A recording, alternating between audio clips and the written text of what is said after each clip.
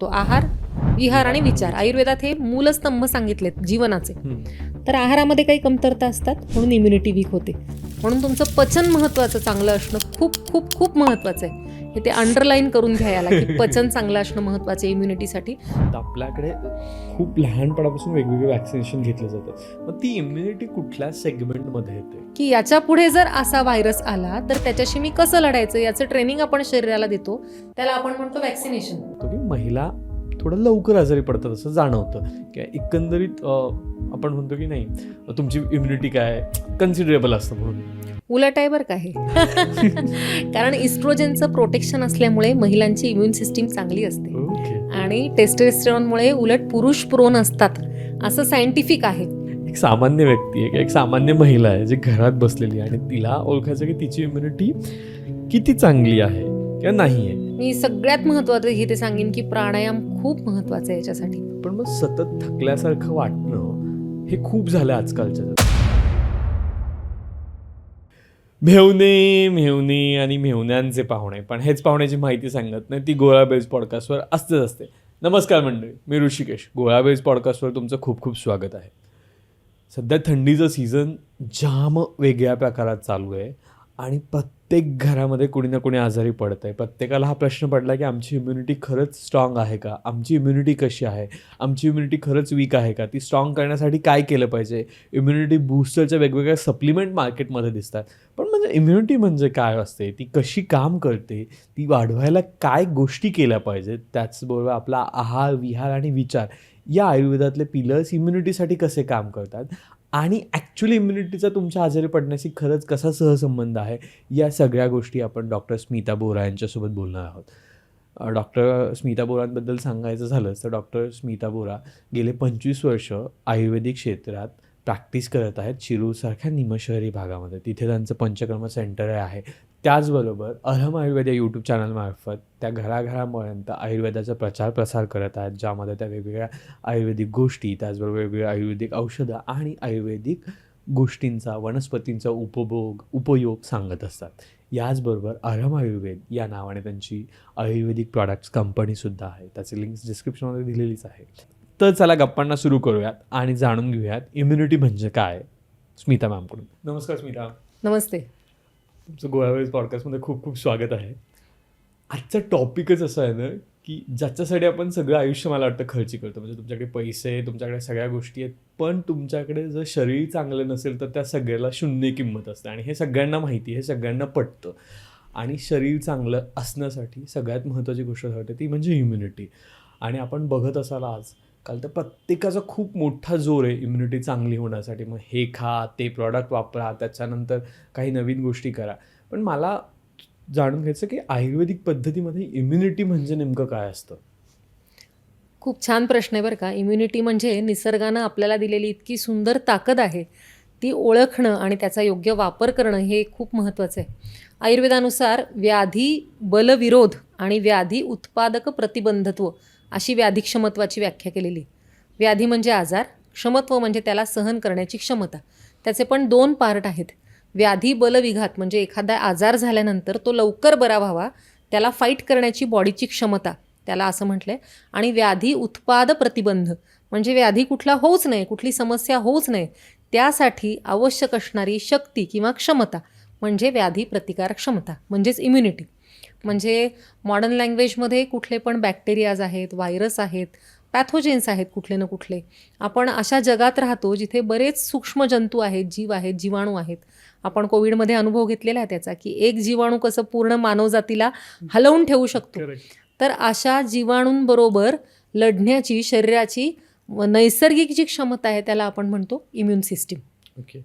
पण आता ही इम्युनिटी जी असते ती लहानपणापासून मोठ्यांपर्यंत सेम असते का ती काळानुरूप बदलत जाते? सगळ्यात महत्त्वाची गोष्ट म्हणजे इम्युनिटी ही एक स्थिर कन्सेप्ट नाही बरं का. बऱ्याच जणांचं असं असतं की अमुक व्यक्तीची इम्युनिटी चांगली आहे तर त्यावेळेस चांगली आहे. म्हणजे आज तुझी इम्युनिटी चांगली आहे, आज माझी चांगली आहे, पण 2-4 वर्षांनी कदाचित माझी इम्युनिटी लो होऊ शकते किंवा आणखी चांगली होऊ शकते. म्हणजे ही एक स्थिर कन्सेप्ट नाही, ही बदलणारी कन्सेप्ट आहे. हे पहिलं गोष्ट. ती वयानुसार पण बदलते, काळानुसार पण बदलते. याच्यावर बऱ्याच फॅक्टर्सचा प्रभाव असतो. आयुर्वेदामध्ये त्याला सहज एक इम्युनिटी म्हणले. सहज म्हणजे जन्माबरोबर आलेली. ओके. म्हणजे काही काही व्यक्ती असतात त्यांना त्यांच्या आईवडिलांकडूनच चांगलं इम्युन सिस्टीम मिळालेली असते, किंवा काही जाती जमाती अशा असतात ज्यांची इम्युन सिस्टीम मूळतः स्ट्रॉंग असते. ओके. त्याला आपण म्हणू शकतो सहज. दुसरं आहे कालज, म्हणजे काळानुसार येणारी इम्युनिटी. म्हणजे आता आमच्याकडे पावसाळ्यात बघा दवाखान्यांमध्ये गर्दी दिसेल. करेक्ट. संस्कृतमध्ये वर्षा ऋतूला वैद्यांची माता म्हटलेलं आहे. म्हणजे वैद्यांचं पोट भरण्याचं काम करणारी असं वर्षा ऋतूला म्हटलेलं आहे. आणि त्या मानाने हिवाळा हा हेल्दी सीझन आहे. बरोबर. हिवाळ्यात आम्हाला थोडा निवांत वेळ मिळतो, कारण लोक कमी आजारी पडतात. म्हणजेच कालकृत बल जे आहे त्याच्यामध्ये पण भाग असतात. निसर्गाच्या कालानुसार मिळणारं म्हणजे ऋतूंनुसार मिळणारं बल एक आहे, आणि दुसरं आहे वयानुसार मिळणारं. म्हणून खूप लहान मुलांमध्ये आईच्या दुधातनं मिळणारं प्रोटेक्शन असतं, तेव्हा इम्युनिटी चांगली असते. पण ती मुलं शाळेत जायला लागतात ना, त्यांना जेव्हा एक्सपोजर मिळतं बाहेरच्या वातावरणाचं, इतर मुलांचं, तेव्हा ती वारंवार आजारी पडतात. बऱ्याच आया मला सांगतात की बाळ अगदी आजारी पडत नव्हतं, पण ते दुसऱ्या वर्षीच त्याला आजकाल शाळेत पाठवायची एक फॅशन आहे की लगेच त्याला सर्दी खोकला आणि तो वारंवार चालू राहतो. खरं म्हणजे ते नाजूक वय असतं 2 ते 5 वर्ष हे, आणि या काळात जेवढं एक्सपोजर मिळतं तेवढं मग इन्फेक्शन्सचा जास्त धोका वाढतो. ओके. नंतर मग आणखी थोडं 8 ते 15 वर्ष वयापर्यंत चांगली असते इम्युनिटी, अगदी 25-30 पर्यंत चांगली असते. नंतर तुमची लाईफस्टाईल कशी याच्यावर इम्युनिटी ठरते. म्हणजे हे झालं कालज. आणि तिसरं आहे युक्तिकृत. ओके. म्हणजे ॲक्वायर्ड इम्युनिटी. म्हणजे तुमचं लाईफस्टाईल कशी आहे, तुमचं खाणं पिणं कसं आहे, तुमचं एकूण हे कसं आहे, व्यक्तिमत्व कसं आहे, त्याच्यावर ठरणारी ती युक्तिकृत. म्हणजे आता समजा एखाद्याची इम्युनिटी लहानपणी कमी होती, सारखा आजारी पडायचा तो मुलगा, पण नंतर त्यांनी व्यायाम केला, योग्य लाईफस्टाईल ठेवली, खाणं पिणं व्यवस्थित ठेवलं आणि खूप चांगली झाली इम्युन सिस्टीम, असं होऊ शकतं. तर हे झालं युक्तिकृत. म्हणजे सहज, कालज आणि युक्तिकृत. याला मॉडर्न सायन्सनी पण अप्रूव्ह केलेलं आहे. मॉडर्नमध्ये सुद्धा पॅसिव्ह इम्युनिटी आहे, ॲक्टिव्ह इम्युनिटी आहे, म्हणजे वॅक्सिनेशनमधून येणारी इम्युनिटी आहे. पॅसिव्ह म्हणजे आईकडून मिळणारी इम्युनिटी आहे, आणि ॲक्वायर्ड इम्युनिटी आहे. कधी कधी इन्फेक्शन्समध्ये आपण भारतीय लोकांमध्ये आता कोविडमध्ये आपण पाहिलं की बाकी जगात इतक्या डेथ झाल्या तेवढ्या तिथे झाल्या नाहीत, कारण आपण थोड्या जीवाणूजन्य संसर्गांना आपल्या बॉडीने ऑलरेडी रेकग्नाईज करून, फाईट करून आपल्या बॉडीमध्ये सिस्टीम तयार करून ठेवलेली इम्युन सिस्टीम. त्याच्यामुळे आपण याला एवढे प्रोन नाही. एखादा परदेशी, विशेषतः युरोपियन, अमेरिकन माणूस जर आपल्याकडे आला तर तो लगेच आजारी पडेल कारण त्याला तेवढ्या ह्याची सवय नाही. पण आपल्या वातावरणाने आपल्याला याला तयार केलेलं आहे, ती झाली ॲक्वायर्ड इम्युनिटी. तर असे इम्युनिटीचे वेगवेगळे प्रकार आहेत. ती स्थिर नाही, ती बदलणारी आहे. पण आता जसं तुम्ही वॅक्सिनेशन बोललात, तर आपल्याकडे खूप लहानपणापासून वेगवेगळे वॅक्सिनेशन घेतले जातात. मग ती इम्युनिटी कुठल्या सेगमेंटमध्ये येते? ॲक्वायर्ड इम्युनिटी आहे. कारण ॲक्वायर्ड इम्युनिटी म्हणजे वॅक्सिनमध्ये काय करतात, एखादा जीवाणूचा जिवंत किंवा पॅरालाइज प्रकार इंड्यूस केला जातो बॉडीमध्ये, आणि बॉडीची इम्युन सिस्टीम तो अगदी छोट्या प्रमाणावर असतो, त्याला ओळखते आणि फाईट करते. म्हणूनच वॅक्सिन दिल्यावर ताप जो येतो ना, ती आपली इम्युन सिस्टीम ॲक्टिवेट करते. त्या व्हायरसला ॲक्टिवेट करते आपली इम्युन सिस्टीम, त्याला ओळखते, फाईट करते, आणि त्याची मेमरी स्वतःच्या सेल्समध्ये आपलं शरीर स्टोअर करून ठेवतं की याच्या पुढे जर असा व्हायरस आला तर त्याच्याशी मी कसं लढायचं, याचं ट्रेनिंग आपण शरीराला देतो. त्याला आपण म्हणतो वॅक्सिनेशन. आलं लक्षात? म्हणजे आपण त्याला थोड्या प्रमाणात तोच व्हायरस शरीरात सोडलेला आहे आणि इम्युन सिस्टीम आपली तयार करून ठेवलेली आहे. लहान मुलांच्या त्या वयापासून आपल्या शरीरात काही विशिष्ट आजारांची इम्युन सिस्टीम आपण तयार करून ठेवलेली आहे. पण आता तुम्ही हे जे वेगवेगळे प्रकार सांगितले इम्युनिटीचे, त्या प्रत्येक प्रकारामध्ये इम्युनिटी कमी होण्याची काही कारणं आहेत का? कारण आजकाल लोकांचं खूप सर्व स्टेटमेंट होतं, अरे माझी इम्युनिटी थोडी वीक झाली आहे किंवा मला थोडंसं वीक फील होतं आहे. तर मग हे काय कारणं असू शकतात? 2 प्रकार आहेत इम्युनिटी डिसऑर्डर किंवा इम्युन सिस्टीम वीक होते म्हणजे नेमकं काय होतं ते आधी समजून घेऊया. पहिलं आहे ऑटो इम्युन डिसऑर्डर. ऑटो म्हणजे स्वतःचीच बॉडी स्वतःच्या इम्युन सिस्टीमवर हल्ला करते, त्याला आपण म्हणतो ऑटो इम्युन डिसऑर्डर्स. त्यातलाच आणखी एक प्रकार म्हणजे पुढचा HIV किंवा एड्सवाला किंवा सोरायसिसवाला, हे थोडे माइल्ड प्रकार आहेत, किंवा आर्थरायटिस, संधिवात, हे ऑटो इम्युन डिसऑर्डर्स आहेत. म्हणजे स्वतःचीच बॉडी स्वतःच्या सेल्सवर हल्ला केल्यामुळे तयार होणारे ऑटो इम्युन डिसऑर्डर्स, हा एक प्रकार झाला. दुसरा झाला ॲलर्जिक डिसऑर्डर्स. म्हणजे अगदी छोट्या छोट्या जे फारसे घातक नाहीत अशा कुठल्या पार्टिकल्सना आपली बॉडी रिस्पॉन्ड करते, ओव्हर रिस्पॉन्ड करते, तेव्हा त्याला आपण म्हणतो ॲलर्जिक डिसिजेस. जसं सर्दी खोकला होतो कोणाला वारंवार, थोडी धूळ उडाली की सर्दी खोकला, कोणाकोणाला ॲलर्जी चेक करतात लोक आणि पोलन म्हणजे फुलांच्या परागकणांची पण ॲलर्जी असते. हां, तर ती ओळखली जाते. कोणाला शेंगदाण्याची ॲलर्जी असते, शेंगदाणा खाल्ला की खोकला यायला लागतो. आजकाल ग्लुटेन ॲलर्जी एक खूपच हे झाली आहे की मला गहू चालत नाही, ग्लुटेनची ॲलर्जी आहे. कोणाला बाहेरच्या पाण्यामुळे पोट खराब होतं, कोणाला UTI म्हणजे युरिन इन्फेक्शन्स वारंवार होतात. अगदी छोट्या छोट्या कारणांमुळे होतात आणि एकाला होतात पण सेम त्याच कंडिशनची दुसऱ्याला होत नाहीत. ओके. कारण त्या इम्युन सिस्टीममध्ये दोघांचा फरक आहे. याला आपण म्हणतो ॲलर्जिक रिस्पॉन्स आणि दुसरा आहे ऑटो इम्युन रिस्पॉन्स. तर असे 2 वेगवेगळे प्रकार आहेत. आपण ऑटो इम्युनवर आत्ता नाही बोलणार कारण तो सगळ्यांचा विषय नाही आहे. ॲलर्जिक जे आहे की नाही, आता धुळीची ॲलर्जी एकाला आहे आणि एकाला नाही, तर मग धुळीवर काम करून उपयोग नाही. बरोबर. तू धुळीत जाऊ नको असं आपल्या भारतात तर सांगणं फारच अवघड आहे. आत्ताच्या सिच्युएशनला शक्यच नाही. इतकी धूळ, इतकं प्रदूषण आहे की त्याला आपण नाही म्हणजे त्या बाहेरच्या फॅक्टरपासून प्रिव्हेंट नाही करू शकत. मग आता काम काय राहिलं? इम्युन सिस्टीम स्ट्रॉंग करणे. स्वतः स्ट्रॉंग करणे म्हणजे इम्युन सिस्टीम स्ट्रॉंग करणे. बरोबर. तर हे 2 प्रकार झाले. आणि आता कारणांविषयी बोलायचं तर पुन्हा माझं ते एक सोपं सूत्र आहे बरं का, की आपण प्रत्येक डिसीज किंवा प्रत्येक समस्या जी आहे त्या 3 कारणांमध्ये बघू शकतो: आहार, विहार आणि विचार. आयुर्वेदात हे मूलस्तंभ सांगितलेत जीवनाचे. तर आहारामध्ये काही कमतरता असतात म्हणून इम्युनिटी वीक होते. मग आता कुठल्या कमतरता असतात तर विशेषतः मॉडर्न रिसर्चने असं प्रूव्ह केलं की vitamin A, vitamin C, D आणि E या विटॅमिन्सची कमतरता असेल तर तुमची इम्युनिटी वीक होते. आणि मिनरल्समध्ये विशेषतः झिंक, सेलेनियम अशा विटॅमिन्सची, मिनरल्सची कमतरता असेल तर तुमचं इम्युनिटी वीक होते. म्हणजे आहारात काहीतरी कमतरता आहेत. आयुर्वेदानुसार अर्थातच तुमचं ॲब्सॉर्प्शन वीक असेल. तुम्ही जर सगळं खाताय पण ॲब्सॉर्प्शन वीक आहे म्हणजे पचन चांगलं नाही तर तुमची इम्युनिटी वीक होणार आहे.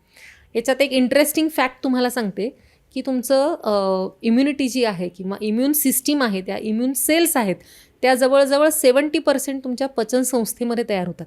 ओके. मग ते कसं काम करतं इम्युनिटी आणि पचन, हे पण जर एक्सप्लेन केलं तर आवडेल.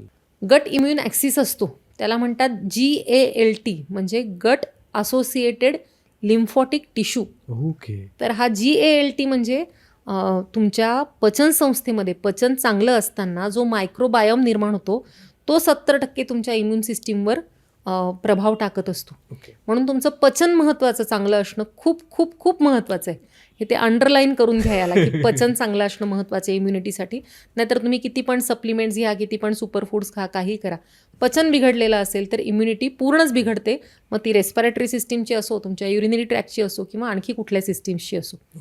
हे झालं पहिलं कारण आहारातलं, म्हणजे आहाराच्या वेळा, आहारातले पदार्थ इत्यादी इत्यादी.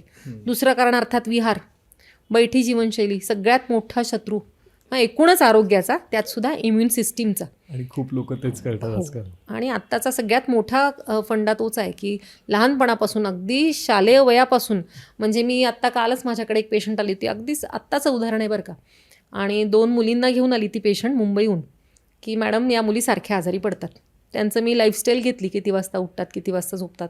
मुली झोपतात 11 वाजता, 12 वाजता, सकाळी 5:30ला उठतात, अर्धा तास प्रवास करून शाळेत जातात, शाळेतून आलं की ट्युशनला जातात, ट्युशन आलं की जेवतात, होमवर्क करतात आणि झोपतात. ओके. मग आता या मुलांची इम्युन सिस्टीम कशी राहणार आहे? आणि हे एकट्या त्याचंच हे प्रातिनिधिक उदाहरण झालं, पण प्रत्येक घराघरात आज हेच आहे. तर मला असं वाटतं विशेषतः लहान मुलांच्या इम्युनिटीविषयी पालक जास्त काळजी करत असतात, कारण ते वय थोडं प्रोन असतं आजारांना, म्हणून पालकांना जास्त काळजी वाटत असते. मग आजारी पडू नये याची काळजी असेल तर त्यांच्या लाईफस्टाईलची तितकीच काळजी तुम्ही घ्यायला पाहिजे. काय महत्त्वाचं आहे हे ठरवण्याची वेळ आहे बरं का पालकांनी. माझा बरेचदा पालकांना असा आग्रह असतो, मग ट्युशनला पाठवायचंच आहे तर मग फक्त ट्युशनलाच पाठवा, शाळेत पाठवताच कशाला? जे शाळेत शिकतायत मुलं तेच ट्युशनमध्ये शिकतायत. तुम्ही तुमचा डबल वेळही घालवताय, त्यांचा खेळण्याचा वेळ हिरावून घेताय, त्यांचा आनंद हिरावून घेताय, आणि तरी मुलं स्ट्रॉंग राहावीत अशी अपेक्षा पण करताय.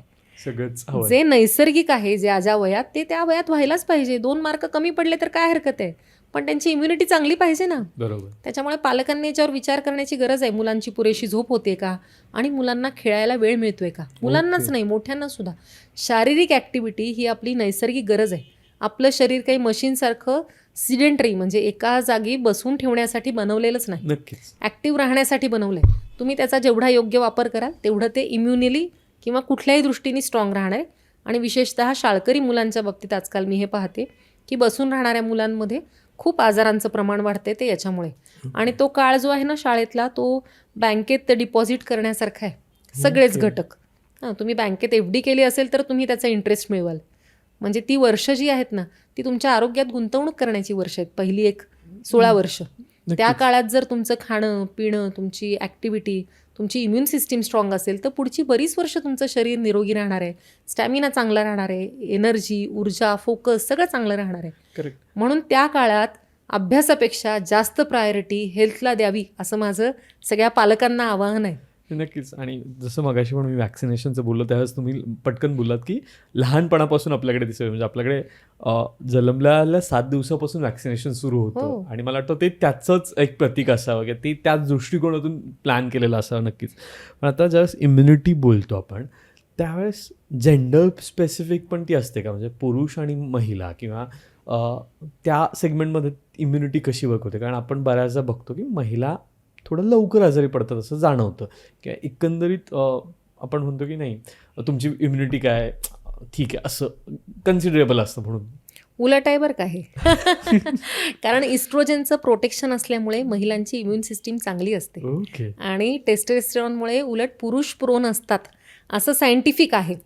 पण आता बरेच फॅक्टर त्याच्यामध्ये की महिलांचं आहाराकडे होणारं दुर्लक्ष, विश्रांतीकडे होणारं दुर्लक्ष, सततची धावपळ, पिरियड्समध्ये पण खूप कामाचा ताण, रिकरंट प्रेग्नन्सीज, ॲनिमिया ही कारणं असल्यामुळे इम्युन सिस्टीम वीक होते. नाहीतर नॅचरली एकदम नॅचरल हॅबिटॅटमध्ये पाहिलं तर women are more strong than main. हे सगळ्या बाबतीत, म्हणजे सहनशक्तीच्या बाबतीत, मल्टीटास्किंगच्या बाबतीत, इम्युनिटीच्या बाबतीत स्त्रिया या स्ट्रॉंग राहण्यासाठी बनवल्या गेलेल्या आहेत. आत्ताच्या लाईफस्टाईलमुळे कदाचित असं वाटत असेल की थकवा किंवा ॲनिमिया हे जास्त असतं स्त्रियांमध्ये. तर स्त्रियांनी जर योग्य काळजी घेतली, आपण आता जे फॅक्टर पाहणार आहोत त्याची योग्य काळजी घेतली तर हे जेंडर स्पेसिफिक नाही, वय स्पेसिफिक आहे. म्हणजे मुलांमध्ये आजारी पडण्याचं प्रमाण जास्त आहे, तरुणांमध्ये कमी, वृद्धांमध्ये परत जास्त. हे वयानुसार असू शकतं, जेंडरनुसार नाही. ओके.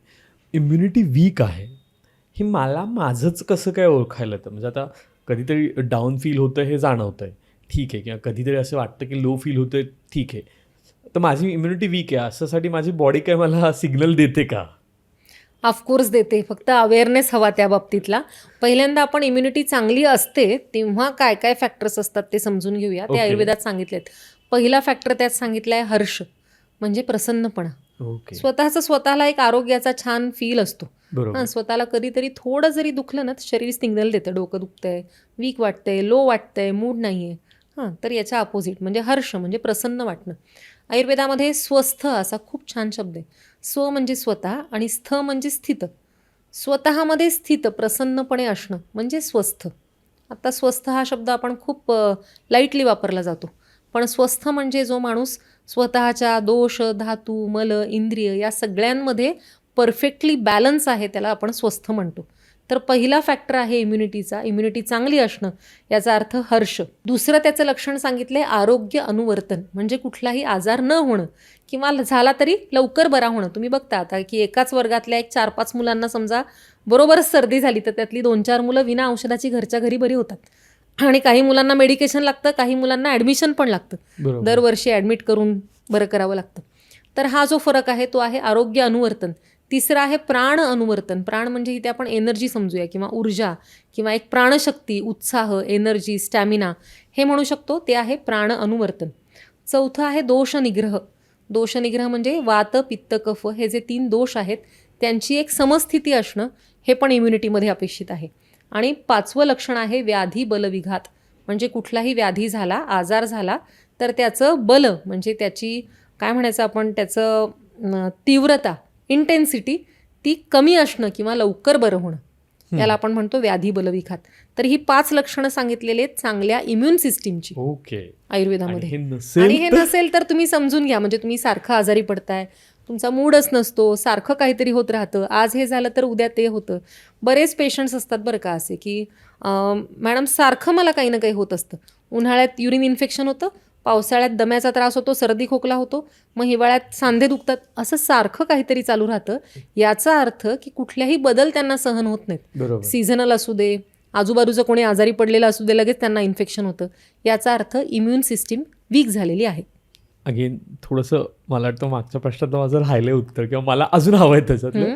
एक सामान्य व्यक्ती आहे किंवा एक सामान्य महिला आहे जी घरात बसलेली आहे आणि तिला ओळखायचं की तिची इम्युनिटी किती चांगली आहे किंवा नाही आहे. कारण महिलांचं असं असतं की तो दुपारचा काळ आहे ना, तो खूप फोन बघण्यात आणि ह्याच्यात जातो आणि मग त्यांना बरेचसे प्रश्न पडतात. तर मग कसं ओळखायचं त्यांनी की आमची इम्युनिटी चांगली आहे? चांगले आहे म्हणजे वर्षभर तुम्हाला डॉक्टरांकडे जावं लागलेलं नाही. तुम्ही प्रत्येक काम तुमच्या क्षमतेबाहेर थोडंसं काम असेल तरी ते अगदी आनंदाने करू शकताय. म्हणजे बरेचदा मी पाहते की प्रवासात समजा आता माझं पण स्वतःचं मी कंपेअर करते की एक दिवस समजा प्रवास करून आले तर बरेच जण 2-4 जण आहेत बरोबरचे, ते जाऊन झोपतातच लगेच की नाही आता मी खूप दमले. पण ते झाल्यानंतर सुद्धा तुम्ही पुढचं काम करायला तयार आहात का? एखाद दिवशी आले 10-12 जण घरी तरी तुम्ही आनंदाने करून पुन्हा तुमचं रुटीन काम करू शकताय का?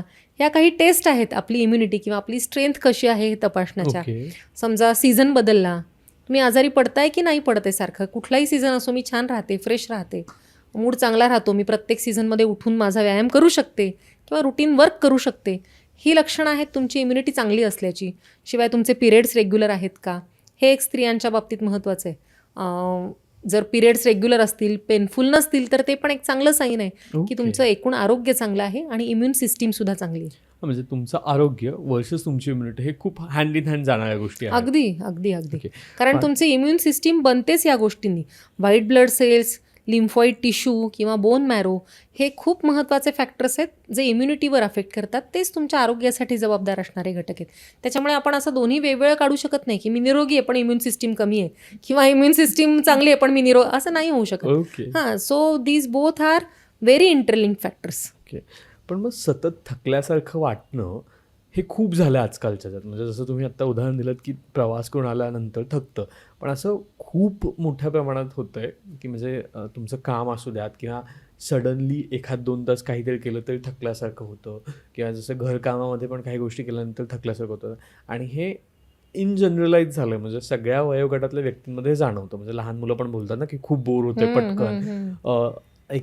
तरुणांमध्ये पण आहे, काम केलंय किंवा काहीतरी केलं, आता खूप झालं, आता नाही, आता उद्या बघू असं होतं. आणि महिलांमध्ये जसं बोललं की काही कामं केल्यानंतर नाही एवढं बास आता, मग नंतर झालं काय थकल्यासारखं, मग ब्रेक घ्यायची सवय लागली.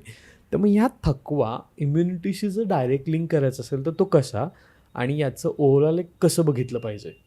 थकवा आणि इम्युनिटी या तशा म्हणलात तर वेगळ्या गोष्टी आहेत. कारण थकवा हा काही आजार नाही, ती रोज होणारी एक समस्या आहे किंवा एखाद्या समस्येचं लक्षण आहे थकवा. ओके. आणि इम्युन सिस्टीम वेगळी आहे. म्हणजे तुम्ही आजारी पडताय, तुम्हाला ताप येतोय, सर्दी, खोकला, UTI असं काही होतंय, इन्फेक्शन्स होत आहेत, दॅट इज इम्युनिटी.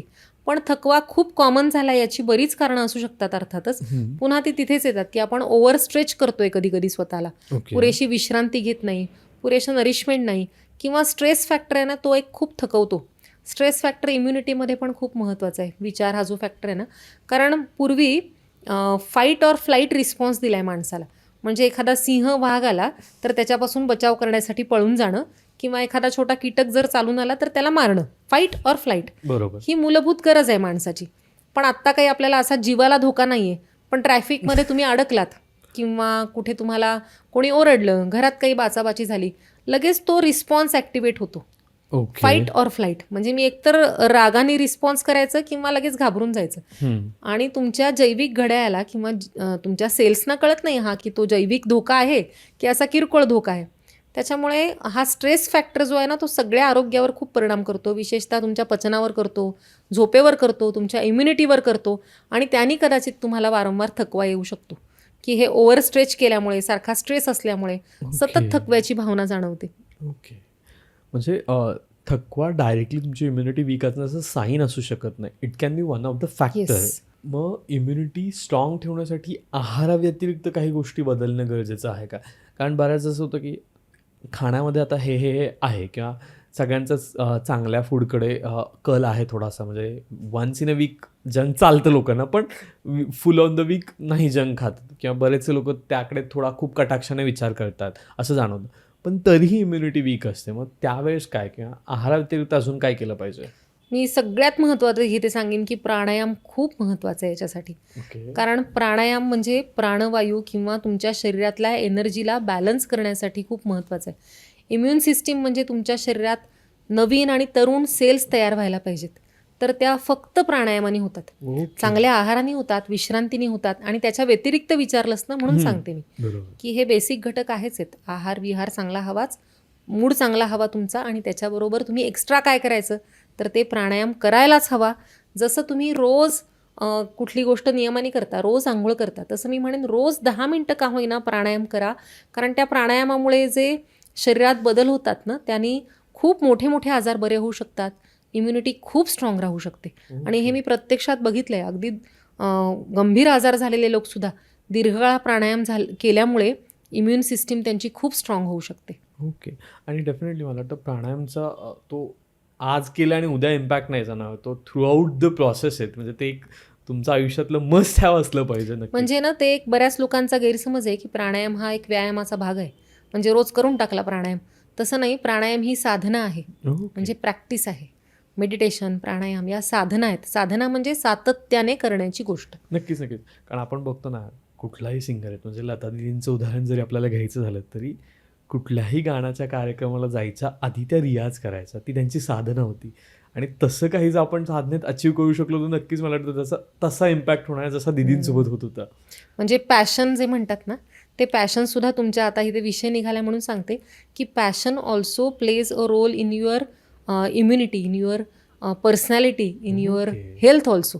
कारण एखादा व्यक्ती एखाद्या बाबतीत पॅशनेट असेल ना, तर तो अगदी चटणी भाकरी खाऊन जागरण करून पण अगदी खूप छान राहतो बरं का. नक्कीच नक्कीच. हां, मला कमेंट्समध्ये मला वाटतं प्रेक्षक विचारतील की अमुक तमुक व्यक्ती इतका जागरण करतो, काय वाटेल ते खातो, तरी पण इतका स्ट्रॉंग आहे हो मॅडम. कारण तो इथे स्ट्रॉंग असेल कदाचित, ते तुम्हाला नाही माहिती.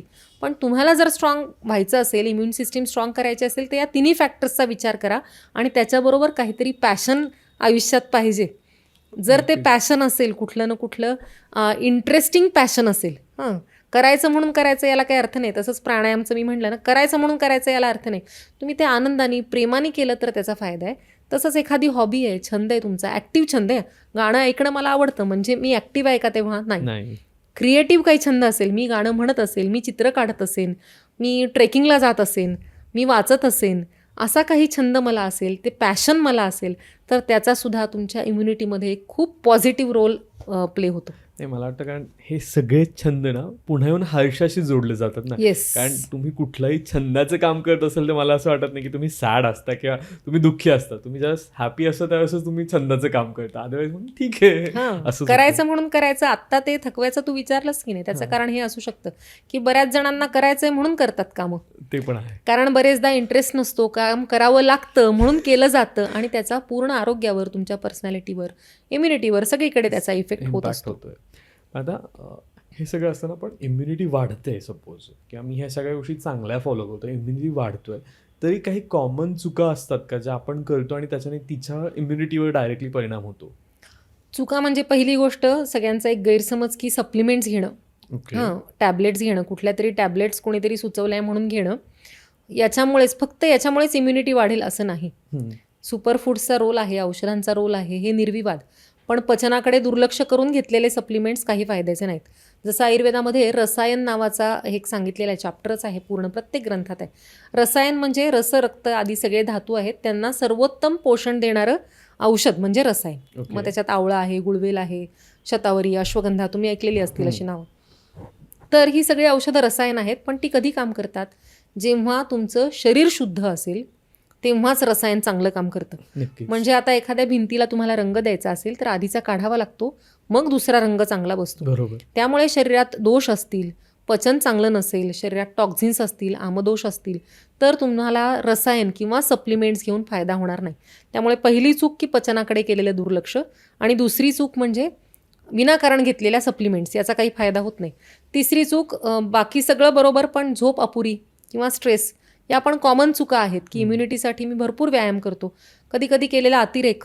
बरेचदा आपण पाहतो की खूप फिट लोक आहेत, अगदी मॅरेथॉन पळता पळता हार्ट अटॅक येऊन पडणारे लोक आपण पाहतो. तर तो अतिरेक आहे एक प्रकारचा. तुमची प्रकृती, तुमचं बल, तुमची जीवनशैली, जेनेटिक्स या सगळ्याचा विचार न करता केलेला अतिव्यायामसुद्धा धोकादायक असू शकतो. आयुर्वेद हे कधीही अतिरेकाचं समर्थन करणारं शास्त्र नाही. मध्यम मार्ग सांगितले आयुर्वेदाने, म्हणजे न खूप जास्त न खूप कमी, प्रत्येक गोष्टीत बॅलन्स ठेवा, तर तुमचं आरोग्य आपोआप चांगलं राहणार आहे.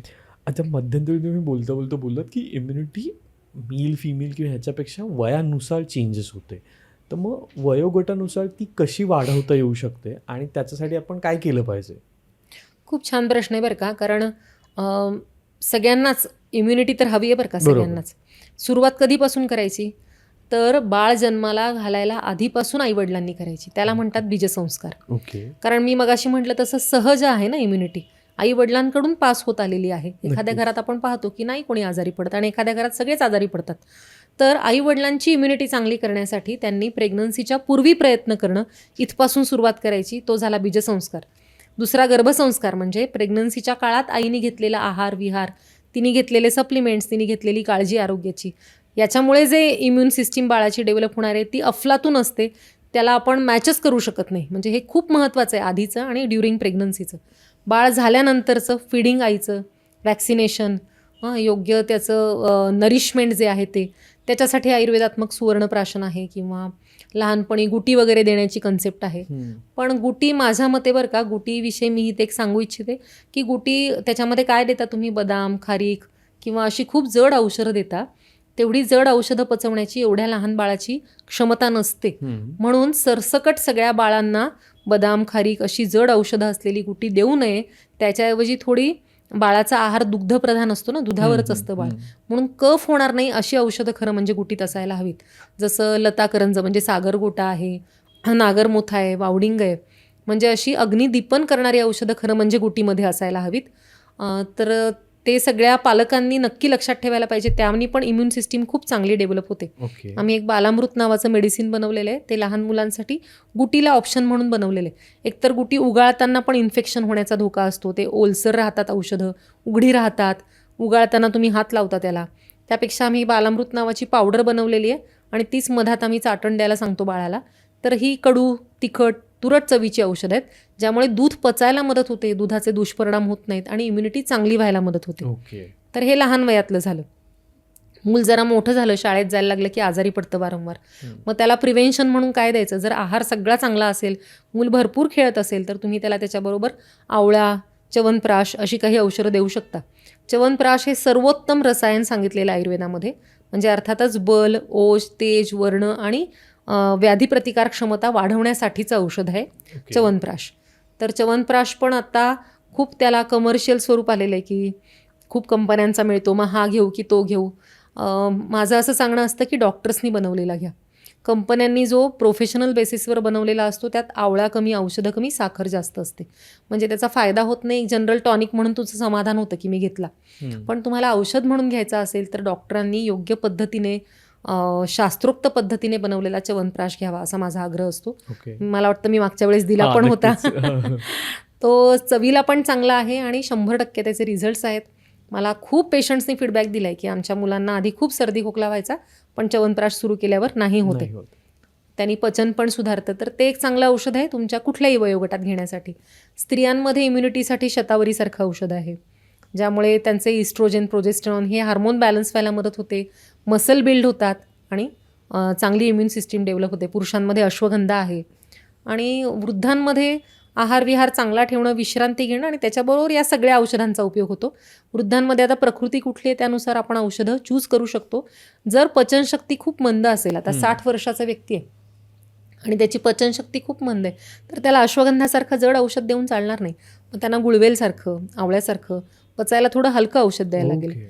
गुळवेल सुद्धा खूप सुंदर औषध आहे इम्युनिटीसाठी. अप्रतिम औषध आहे गुळवेल. गुळवेलचं जर तुम्हाला जमलं तर फोटो एपिसोडमध्ये दाखवा.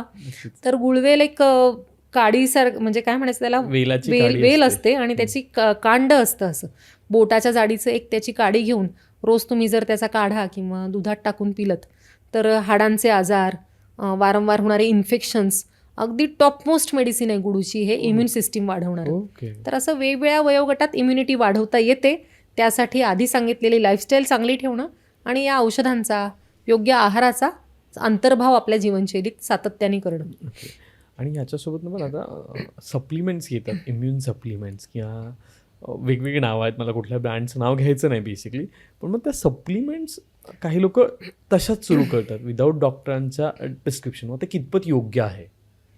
शक्यतो कुठलेही सप्लिमेंट्स डॉक्टरांच्या सल्ल्याशिवाय घेऊ नयेत असं माझं मत आहे. कारण मी B12 मध्ये बघते बऱ्याच जणांमध्ये B12 चांगलं असतं बरं का, पण कमी झालंय अशा अंदाजाने घेत असतात B12 किंवा D3 आजकाल खूप जणांचं कमी असतं. मग मनानेच सप्लिमेंट्स घेत राहणं चांगलं असतं, कॅल्शियम चांगलं असतं, पण ते जर ॲब्सॉर्ब झालं नाही तुमच्या शरीरात तर ते फिल्टर होणार नाही तुमच्या ब्लडस्ट्रीममधनं, तुमच्या किडनीजमधनं, लिव्हरमधनं. कारण कुठलीही गोष्ट तुम्ही खाल्ली की डायरेक्ट ब्लडस्ट्रीममध्ये पोचत नाही. त्याच्यावर तुमच्या किडनीजना, लिव्हरला, पचनसंस्थेला काही ना काही काम करावं लागते. त्यामुळे आधी तुमची पचनसंस्था तेवढी केपेबल आहे का ते पचवण्यासाठी, आणि ते पचवल्यानंतर योग्य जागी पोचून ते स्थिर होत आहे का, हे दोन्ही बघावं लागतं. त्यामुळे उगाचच घेऊ नका जर काही कंप्लेंट्स नसतील तर. आणि कंप्लेंट्स असतील तर डॉक्टरांना कन्सल्ट करायला काय हरकत आहे. नक्कीच. त्याच्याशिवाय घेऊ नका. काही हर्ब्स आहेत, जसं मी आता गुळवेल सांगितलं, गुळवेल मात्र तुम्ही घेऊ शकता कारण ते हर्बल याच्यात आहे ना. हर्बलमध्ये काय असतं माहिती आहे का, तुम्ही सप्लिमेंट्स वापरता ना तेव्हा त्याच्यामध्ये एक्स्ट्रॅक्ट असतात. एखाद्या पानाचा एक्स्ट्रॅक्ट काढून त्याच्यामध्ये वापरला जातो. बरोबर. म्हणजे आता गुळवेलच आहे समजा, गुळवेलमधलं जे ॲक्टिव्ह इन्ग्रेडियंट आहे त्याचा एक्स्ट्रॅक्ट करून त्या टॅबलेटमध्ये वापरला, ती झाली मल्टीव्हिटॅमिन टॅबलेट. पण मग त्याच्यामध्ये त्याचं तर फायबर नसतं, त्यातला तो सेल्युलोज टिश्यू नसतो, त्याच्यामुळे फक्त एक्स्ट्रॅक्टचे दुष्परिणाम होण्याची शक्यता असते. पण गुळवेल आहारासारखीच आहे, तुम्ही गुळवेल कितीही दिवस खाऊ शकता कारण त्याच्यामध्ये त्या ॲक्टिव्ह इन्ग्रेडियंटला कॉम्बॅट करणारे दुसरे पण घटक आहेत, त्याच्यामुळे त्याचे दुष्परिणाम होत नाहीत. म्हणून घ्यायचंच झालं तर अशा वर्गातले घटक घ्या, डायरेक्ट केमिकल किंवा प्रोसेस्ड सप्लिमेंट्स घेऊ नका, असा माझा सल्ला आहे. ओके. आणि आता सगळ्यात महत्त्वाचं मला वाटतं, सगळे पॉडकास्ट त्याच्यासाठी इथपर्यंत बघत असतील, म्हणजे इम्युनिटी आणि आहार, आणि आहारामध्ये काय गोष्टी असाव्यात. आहारामध्ये एकतर संतुलित आहार असावा, पण सध्या बऱ्याच जणांना एक ती काळजी वाटत असते की पेस्टिसाइड्स खूप आहेत, फर्टिलायझर्स खूप आहेत, आणि मग त्यांनी आमची इम्युन सिस्टीम लो होतीये. करेक्ट. तर याला आता आपल्या हातातला घटक नाही आहे, पण तरी त्यासाठी ही टॉक्झिसिटी जी आहे ती वाढू नये म्हणून आयुर्वेदामध्ये काही नित्यसेवनीय घटकांचं वर्णन केलेलं आहे. त्याच्यामध्ये 7 घटक सांगितलेत जे ओके. नित्य आहारात असले पाहिजेत. त्यातला पहिला आहे घृत, म्हणजे शुद्ध तूप. ओके. हां, घरी बनवलेलं शुद्ध तूप देशी गाईचं. आता तेही दुर्मिळ झालं आपल्याला अमृतासारखं दुर्मिळ झालं शुद्ध तूप मिळणं. पण जर ते नसेल तर मी सल्ला देते की शक्यतो घरी म्हणजे चांगल्या बदामांपासून लाकडी घाण्यावर बनवलेलं तेल तुम्ही घेऊ शकता, कारण ते पण जवळपास जाणारं आहे शुद्ध तुपाच्या. ओके. कारण स्निग्धपणा आहे, व्हिटॅमिन ई आहे त्याच्यामध्ये, आणि वेज सोर्स आहे एक स्निग्धतेचा, तर तो घेऊ शकता. दुसरं सांगितलंय नवनीत, म्हणजे लोणी सांगितले, पुन्हा हे पण ओरिजिन त्याचा दूधच आहे. तिसरं आहे मधू, म्हणजे मध सांगितलं आहे चांगल्या प्रतीचा, कारण मध जो चांगला असतो ना तो वर्षानुवर्ष, म्हणजे हजारो वर्ष खराब होत नाही, असं मधाचं म्हणजे फॅक्ट आहे. मम्मीज आहेत ना इजिप्तमधल्या, त्याच्यामध्ये त्यांनी मधाच्या बॉटल्स ठेवलेल्या आहेत मम्मीज बरोबर 4-4, 5-5 हजार वर्षांपूर्वी, त्या अजून पण तशाच्या तशा आहेत. तर मधाचा गुणधर्म आहे हा, तो अँटी फंगल आहे, अँटी व्हायरल आहे, अँटी बॅक्टेरियल, म्हणून आयुर्वेदातली बरीच औषधं आपण मधाबरोबर देतो की नाही, कारण तो चांगला वाहक आहे. म्हणून मध नित्य सेवनीय सांगितलंय. आता हे 3 फॅक्टर तुमच्या आवाक्यात नसतील तर आणखी 3 सांगते, ते खूप सोपे आहेत. ते 3 म्हणजे सुंठ, ओके, मिरी आणि पिंपळी, ही 3 औषधं सांगितलीत.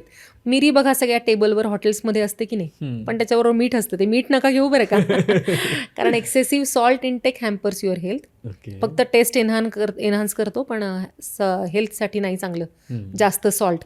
पण मिरी घेऊ शकता तुम्ही जिथे तुम्हाला टॉक्झिसिटीची शंका आहे. आता फर्टिलायझर्स आहेत, पेस्टिसाइड्स आहेत, भाज्या शिजवलेल्या आहेत, बरेच फॅक्टर्स आहेत म्हणजे त्याच्यात हार्मफुल, पण तुम्ही थोडी मिरी किंवा सुंठ त्याच्यावर टॉपिंग जर केलं की नाही, त्याचं आजकाल चिली फ्लेक्स, ओरिगॅनो घालतो की नाही आपण, तसं सुंठ आणि मिरीचं जर तुम्ही त्याला ड्रेसिंग केलं, करताना वापरलं, नंतर वापरलं, तर त्याची टॉक्झिसिटी कमी होणार आहे. हे विषघ्न आहेत, ही द्रव्ये जंतुघ्न आहेत आणि विषघ्न सांगितली आहेत. म्हणून हे 3 फॅक्टर, सुंठ, मिरी आणि पिंपळी. पिंपळी पण छोटी अशी असते, ती पण खूप छान वनस्पती आहे, रसायन आहे, विशेषतः रेस्पायरेटरी इम्युन सिस्टीमची ताकद वाढवणारी आहे. ओके. हां, सुंठ ही पचनसंस्थेची ताकद वाढवणारी आणि मिरी ओव्हरऑल टॉक्झिसिटी कमी करणारी. म्हणून तुमच्या टेबलवर याच्या पुढे आता सुंठ, मिरी आणि पिंपळीचे स्प्रिंकलर्स ठेवा. मीठ आणि साखर नसावी. त्याच्याऐवजी हे ठेवा. आणि 7वा घटक सांगितला आहे सैंधव. ओके. जर तुम्हाला टॉपिंग घ्यायचंच आहे तर ते कमीत कमी सैंधव वापरा, जे नॅचरल सॉल्ट आहे. प्रोसेस सॉल्ट वापरू नका, तेही खूप वापरायचं नाही आपल्याला. तसं तर 5 ग्रॅम पर डे पर पर्सन असं रेकमेंडेड प्रमाण आहे सॉल्टचं. सध्या भारतामध्ये ते 12 ते 15 ग्रॅम पर डे पर पर्सन आहे, हे लक्षात. पॅकेज फूड खातोय तसं पण, आणि खूप चटपटीत खाण्याची आवड पण. करेक्ट. तर ती थोडी कमी करावी आणि साध्या मिठाच्या ऐवजी सैंधव वापरावं, तर इम्युन सिस्टीमला फायदा होणार आहे.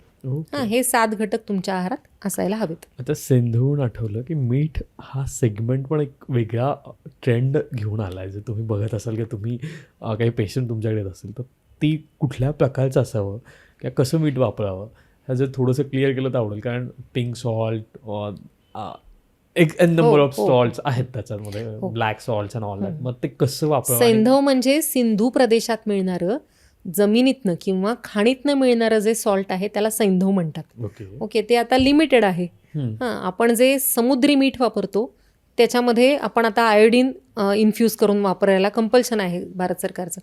पण ते समुद्री मीठ आहे ना, ते एजिंग प्रोसेस फास्ट करतं. म्हणून आपण सल्ला देतो की सी सॉल्ट आहे ते कमी वापरा आणि नॅचरल सॉल्ट आहे सैंधव ते जास्त वापरा. सैंधव हेच पिंक कलरचं असतं थोडं, कारण त्या खाणीमधून किंवा दगडामधून निघणारं आहे ते, म्हणून ते पिंक कलरचं असतं.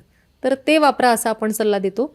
सरसकट अर्थात ज्यांना आयोडीनची कमतरता आहे त्यांनी फक्त सैंधव वापरून चालणार नाही. म्हणून बॅलन्स करा की रोजच्या जेवणात भाजीत वगैरे सैंधव वापरा, पण जे टिकाऊ पदार्थ तुम्ही बनवताय जसं चटणी आहे किंवा आठवड्यातनं एकदा दोनदा तुम्ही आयोडाईज सॉल्ट वापरा असा माझा सल्ला असतो. दोन्हीचा अतिरेक करू नका की वर्षानुवर्ष फक्त सैंधवच खाताय किंवा वर्षानुवर्ष फक्त सी सॉल्ट खाताय असं करू नका. तर आठवड्यातनं 3-4 दिवस सैंधव वापरा आणि 1 ते 2 दिवस सी सॉल्ट वापरा, म्हणजे आयोडीन जाईल आवश्यक ते. दोन्हीचा बॅलन्स राहील. आणि सगळ्यात महत्त्वाचं क्वांटिटी आहे. कुठलंही सॉल्ट वापरलं तरी 5 ग्रॅम पर डे पर पर्सन हे महत्त्वाचं आहे. ओके. आता मार्केटमध्ये इम्युनिटी बूस्टर वेगवेगळे मिळतात, पण मग तसेच आयुर्वेदामध्ये पण काही इम्युनिटी बूस्टर आहेत का? ते मे बी घरगुती असतील किंवा मार्केटमध्ये चांगले आयुर्वेदिक ब्रँड बनवत असतील. असा एक औषधांचा ग्रुप आयुर्वेदामध्ये सांगितलेला आहे ज्याला ओके. रसायन म्हणतात. त्यात मी मगाशी म्हटलं तसं गुडूची हे सगळ्यात टॉपला आहे. आवळा आहे, आवळ्याला हृदयमित्र म्हटलं आहे किंवा वयस्थापक म्हटलं आहे. व्हिटॅमिन सीमुळे आवळा जबरदस्त इम्युनिटी बूस्टर आहे. ओके. आणि कोविडमध्ये सगळ्यांनी ते व्हिटॅमिन सीच्या कॅप्सूल्स खाल्लं. भरपूर खाल्लेले आहेत. तर व्हिटॅमिन सीचा सगळ्यात चांगला सोर्स आवळा आहे. म्हणजे आपण म्हणतो ना की संत्रीमध्ये खूप व्हिटॅमिन आहे, त्याच्या 20 पट एका आवळ्यामध्ये एक संत्र्याच्या.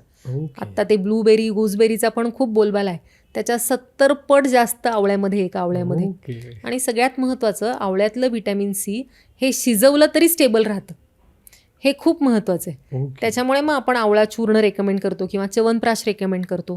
कारण 1 चमचा च्यवनप्राशमध्ये जवळजवळ 4 आवळ्यांचं पल्प असतो. तेवढा आवळा तुम्हाला एकदम खाणं शक्य नाही तसा नुसता रॉ, म्हणून आपण च्यवनप्राश रेकमेंड करतो. शिवाय त्याच्यात बाकीची ही पिंपळी सुंठ सगळी औषधं असतात त्याच्यामध्ये, मध असतो, ह्या सगळ्याचं कॉम्बिनेशन असल्यामुळे मी च्यवनप्राश इम्युनिटीसाठी रेकमेंड करत असते. नंतर गुडूची, आवळा, याच्याबरोबर लसूण पण एक चांगला इम्युन बूस्टर आहे बरं का. ओके. फक्त त्याचं प्रमाण आवश्यक आहे, कारण तो कोलेस्ट्रॉल बनण्याला किंवा ॲथेरोस्क्लेरोसिसला प्रिव्हेंट करतो आणि इम्युन सिस्टीमला चांगलं बळ देणारं औषध आहे लसूणसुद्धा. त्याचबरोबर हरितकी आहे, म्हणजे हिरडा आहे, अश्वगंधा आहे, पिंपळी सुंठ मी आत्ता सांगितलेली औषधं आहेत. असा एक ग्रुपच सांगितलेल्या औषधांचा ज्यामुळे इम्युनिटी बूस्ट व्हायला मदत होते. तर ही औषधं आपण वेगवेगळ्या प्रकारांनी वापरू शकतो. जसं शतावरी कल्प आहे स्त्रियांसाठी किंवा शतावरी चूर्ण आहे जर तुम्हाला साखर नको असेल तर. लहान मुलांसाठी मी म्हटलं तसं च्यवनप्राश आहे, फक्त तो डॉक्टर्सनी बनवलेला असावा. आणि अधूनमधून त्रिफळा घेणं हे सुद्धा खूप चांगलं आहे. त्यामुळे पचनशक्ती पण चांगली होते, म्हणजे शरीर शुद्धी होते आणि तुम्ही जे काही खाताय त्याचं ॲब्सॉर्प्शन चांगलं व्हायला मदत होते. त्यामुळे हे सोपी औषधं आहेत त्रिफळा, शतावरी, च्यवनप्राश, जी सगळेजण रेग्युलर घेऊ शकतात. आता तुम्ही आहाराबद्दल बोलताय तर मला आठवलं की नॉनव्हेज खाणाऱ्या लोकांमध्ये इम्युनिटीचं प्रमाण जास्त असतं का? कारण बऱ्याच असं बोललं जातं ना, तुम्ही ते काय नॉनव्हेज खाताय मग तुम्हाला काय धाड भरली आहे, तुम्ही तर एकदम फिट अँड फाईन असलं पाहिजे, तुमच्या कशाला काही गोष्टी दुखत आहेत. तर नॉनव्हेज आणि इम्युनिटी म्हणजे इतकं ॲब्झॉर्प्शन होतं का त्याच्यातून? खूपच काय इंटरेस्टिंग प्रश्न आहे बरं का हा. आणि बरेच प्रेक्षक मला विचारतात प्रश्न की मॅडम आम्ही नॉनव्हेज तर रेग्युलर घेतो तरी पण कॅल्शियम कमी आहे, तरी B12 कमी आहे, तरी इम्युनिटी कमी आहे, असं का होतं? तर सगळ्यात महत्त्वाचं तिथे लक्षात घेतलं जात नाही की तुम्हाला ते पचतंय का. ओके. नुसतं खाणं नाहीच आहे महत्त्वाचं. तुम्ही सोन्याचा घास जरी खाल्ला तरी तो तुम्हाला पचत नसेल तर त्याचा काही उपयोग नाही. नॉनव्हेज कोणाला पचतं? ज्यांना भरपूर शारीरिक श्रम आहेत, नुसते हालचाली नाहीत. श्रम असतील तर ते पचेल. तुम्ही एखादा मांसाहारी प्राणी बघितला आहे का? खूप चपळ आहे समजा, कुत्रा, मांजर मांसाहारी प्राणी आहेत, दिवसभर एकाच जागी बसून राहतील का? नाही. आणि राहिले तर ते आजारी पडणार की नाही? म्हणजे मांसाहारी असू दे किंवा नसू दे, वाघ, चित्ता हे किती चपळ प्राणी आहेत, ते खूप श्रम करतात, तेव्हा त्यांना कधीतरी खायला मिळतं आणि मग ते पचवायला त्यांना परत 3-4 दिवस आराम करावा लागतो. तसं तुम्ही करताय का नॉनव्हेज खाल्ल्यानंतर? तर मग तुम्ही नॉनव्हेज खा. नॉनव्हेज कोणाला पचेल? सध्याच्या पेशामध्ये मी म्हटलं तर खूप काम करणारे मजूर आहेत किंवा सैनिक आहेत, सैनिकांना आवश्यक आहे. खूप थंड प्रदेशात राहणारे शेतकरी आहेत, ज्यांना खूप काम आहे, फॅटची गरज आहे, खूप एनर्जीची गरज आहे आणि शिवाय खूप श्रम आहेत, त्यांनाच नॉनव्हेज खाण्याचा अधिकार पण आहे आणि त्यांना ते पचेल पण. ओके. आता सध्या नॉनव्हेज का खाता तुम्ही? एकतर गैरसमज असतो की त्यांनी Immunity मला वाढते. काहीतरी हेल्थला फायदा होईल, आणि दुसरं चव. चव. बरेचदा चवच जास्त हे असते. कळत असतं की नॉनव्हेजनी त्रास होतोय, मला ॲसिडिटी होते, मला ब्लोटिंग होतं, मला पचत नाही, माझं वजन वाढतंय, कोलेस्ट्रॉल वाढते, तरी पण त्याचं खाण्याचा आग्रह का असतो? तर चवीसाठी असतो. तर माझं असं म्हणणं आहे की आत्ता आपली लाईफस्टाईल बदललेली आहे. आपण पूर्वीसारखं जंगलात फिरणारा नैसर्गिक प्राणी मानव राहिलेला नाही. आता आपण वेगळ्या प्रकारचे स्पीसीज झालेले आहोत. त्याच्यामुळे आता खाण्यापिण्याच्या सवयींवर लॉजिकली विचार करण्याची वेळ आहे की खरंच नॉनव्हेजिटेरियन जो आहे ना कन्सेप्ट, तो आपल्या लाईफस्टाईलला सूट होणार आहे का, याचा विचार प्रत्येकाने स्वतःपुरता करावा आणि मग ठरवावं. त्याचा आणि इम्युनिटीचा काहीच संबंध नाही. तुम्ही काय पचवताय हेच जास्त महत्त्वाचं आहे. आणि मी असं कितीतरी पेशंट दाखवीन तुला नॉन व्हेजिटेरियन, ज्यांचं काय सारखे आजारी पडत असतात, आणि कितीतरी व्हेजिटेरियन्स आहेत जे एकदम फिट असतात. नक्कीच. त्याच्यामुळे त्यांची पचनशक्ती आणि बाकीचे फॅक्टर्स जास्त इम्पॉर्टंट आहेत, ते काय खातात याच्यापेक्षा. ओके. आणि आता अजून एक विचारायला आवडेल की इम्युनिटी प्लस प्रोटीन काही सहसंबंध आहेत का? कारण आजकाल खूप प्रोटीन सप्लिमेंट्स घेतल्या जातात आणि त्या खूप सर्रास वेगवेगळ्या जनरेशन आणि वयांमध्ये घेतल्या जातात. मग त्याचा डायरेक्टली आणि इनडायरेक्टली कसा इम्पॅक्ट होतो? प्रोटीन खूप महत्त्वाचं आहे, कारण अँटीबॉडीज ज्या असतात ना त्याच प्रोटीन्सपासून बनतात. बरोबर. अँटीबॉडीज म्हणजे फ्री रॅडिकल्सना फाईट करणारे घटक, हो. म्हणजेच इम्युन सिस्टीमचा एक भाग. तो एक ओके. प्रकारचं प्रोटीनच आहे. ओके. त्यामुळे प्रोटीन महत्त्वाचं आहेच. आता पुन्हा आला सप्लिमेंट्सचा विषय. पुन्हा तेच की हे एक ब्रँडिंग असू शकतं, एक बंबार्डिंग, एक मार्केटिंग असू शकतं. माझं एक असं उदाहरण असतं की आपल्या हजारो पिढ्या आधी जे सैनिक होते, शेतकरी होते, त्यांना सप्लिमेंट्स नव्हते ना, नव्हते. तरी पण चांगले मस्क्युलर होते, ते बॉडी टोन्ड होती, चांगला स्टॅमिना होताच ना. म्हणजे त्यांना नैसर्गिक घटकांमधनं आवश्यक तेवढं प्रोटीन मिळत होतं आणि मिळू शकतं. ओके. सिंथेटिक प्रोटीन घ्यायला पाहिजे असं अजिबात नाही. फक्त आपलं एक निरीक्षण मात्र आहे माझं की भारतीय आहार जास्त पिष्टमय किंवा जास्त कार्बोहायड्रेट प्रधान असतो. तर त्याच्यामध्ये आपण थोडं लक्ष देऊन की रोज तुम्ही 1 वाटी तरी मूग खाताय का, 1 वाटी तरी कडधान्य किंवा डाळ, त्याचं पीठ, असं काहीतरी तुमच्या आहारात येते ना, एवढं तरी किमान बघायला पाहिजे. ज्यांचं बैठं काम आहे त्यांनी, आणि ज्यांना खूप श्रम आहेत, खूप व्यायाम करतात, खेळाडू आहेत, त्यांनी मग त्यांच्या प्रकृतीनुसार डायटिशियन किंवा तज्ज्ञांचा सल्ला घेऊन त्यांच्या आहारातलं प्रोटीन ठरवायला पाहिजे. पण आपल्यासारखे जे लोक आहेत ज्यांचं खूप श्रमाचं काम नाही, त्यांनी असं कॅल्क्युलेट करण्याची गरज नाही की 1 gram per kilogram of my body weight protein मी खायला पाहिजे, कारण ते पचणार नाही ना. ओके. प्रोटीनसुद्धा पचायला जड आहे. त्यामुळे व्हेज असू दे सोर्स किंवा तो सिंथेटिक असू दे, तुमची पचवण्याची ताकद असेल तेवढं प्रोटीन तुम्हाला योग्य आहे. ओके. पण प्रोटीन पाहिजे, हे मात्र बरोबर. प्रोटीन पाहिजे, आणि त्याला पचवण्यासाठी मग काही मसाले आहेत जे आपण स्वयंपाकात वापरतो. एखादा आपण डाळ असते, नुसती डाळ नाही खात आपण, त्याला फोडणी देतो, बरोबर. त्याच्यात हिंग घालतो, मग ते पचतं. तूप घालतो, त्याच्यामुळे त्यातल्या न्यूट्रिएंट्सचं ॲब्सॉर्प्शन होतं. हळद घालतो, ती पण इम्युनिटीसाठी बेस्ट आहे. म्हणजे हे सगळं आपला मसाल्याचा डब्बा आहे ना, तो सुद्धा खूप बेस्ट आहे बरं का इम्युनिटीसाठी. आणि जी स्वयंपाकाची आपली पद्धत आहे ट्रॅडिशनल, ती खूप चांगली आहे आपल्या इम्युनिटीसाठी. आता तुम्ही एवढं सगळं सांगितल्यानंतर एखादा संदेश किंवा एखादं सेंटेन्स की हे करा आणि इम्युनिटी स्ट्रॉंग ठेवा, असं काही असेल तर? आत्ता आपण सांगितलेले सगळे फॅक्टर आहेच आहेत, आणि मला एक संदेश द्यावा असं वाटेल की दिवसभरात ना, आता बरेच जण नवीन वर्षाचे संकल्प करतील बघा की मी दिवसभरात 1 तास व्यायाम करणार आहे, मी हे सोडणार, मी ते खाणार, मी अमुक करणार, तमुक करणार. पण एवढी धावाधाव करण्यापेक्षा अगदी छोट्या छोट्या काही स्टेप्स करा. दिवसभरात एकदा स्वतःसाठी मनापासून हसा, भरपूर हसा, त्याने इम्युनिटी चांगली होणार आहे. आणि दुसरी एक गोष्ट की स्वतःलाच सुरक्षित फील करण्यासाठी रोज दिवसातनं एक 10 ते 15 मिनटं शांत बसा स्वतःबरोबर. ओके. त्याला तुम्ही मेडिटेशन म्हणा किंवा काहीही म्हणा, काय स्वतःसाठी दिलेला वेळ म्हणा. पण ती 10-15 मिनटं जेव्हा तुम्ही स्वतःबरोबर बसता, शांतपणे श्वास घेता, तेव्हा पॅरासिम्पथेटिक नर्वस सिस्टीम ॲक्टिव्ह होते, ज्यामुळे शरीराला, प्रत्येक सेलला संदेश मिळतो की मी सेफ आहे, मी सुरक्षित झोनमध्ये आहे, आणि तेव्हा इम्युन सिस्टीम आणखी ॲक्टिवेट व्हायला मदत होते. जेव्हा तुम्ही सतत धावपळ करत असता, सतत चिंता, सतत ॲक्टिव्ह मोडमध्ये असताना, तेव्हा शरीर पण सतत त्याच फायटिंग मोडमध्ये जातं. त्याच्यामुळे दिवसभरात एकदा स्वतःला हसण्यासाठी, शांत बसण्यासाठी वेळ द्यायला पाहिजे. ही माझा आजचा हा संदेश आहे आजचा. नक्कीच. मला वाटतं ते खूप जास्त महत्त्वाचं, म्हणजे तुमच्या धावपळीच्या ह्याच्यात स्वतःसाठी बसा, कारण जी काही धावपळ केली आहे ती या शरीरासाठी केली, आणि या शरीराने केली, तर त्याला थोडंसं थँक्स म्हणणं गरजेचं आहे. येस, अगदी. पुन्हा एकदा डॉक्टर मॅम खूप खूप तुमचा आभार, तुम्ही इथे आलात आणि इम्युनिटीवर एक वेगळ्या दृष्टिकोनातून आम्हाला गोष्टी समजून सांगितल्या. कारण प्रत्येकाला ती माहिती आहे, ती किती महत्त्वाची ते माहिती आहे, पण ती स्ट्रॉंग करण्यासाठी खूप वेगवेगळ्या गोष्टी केल्या जातात. त्या टाळून काय केलं पाहिजे हे तुम्ही खरंच उघड केलंत. त्याचबरोबर हा एपिसोड तुम्हाला कसा वाटला ते कमेंटमध्ये लिहायला विसरू नका. तुम्हाला इम्युनिटीच्या काही तक्रारी आहेत का तेही कमेंटमध्ये लिहायला विसरू नका. मॅमचा कॉन्टॅक्ट नंबर, त्याचं बाकीच्या गोष्टी डिस्क्रिप्शनमध्ये दिलेल्या आहेत, त्या तुम्ही चेक करू शकता. आणि पुढचा कुठला एपिसोड हवा आहे किंवा पुढचा कुठल्या गोष्टींवर तुम्हाला चर्चा हवी आहे तेही कमेंटमध्ये सांगायला विसरू नका. धन्यवाद.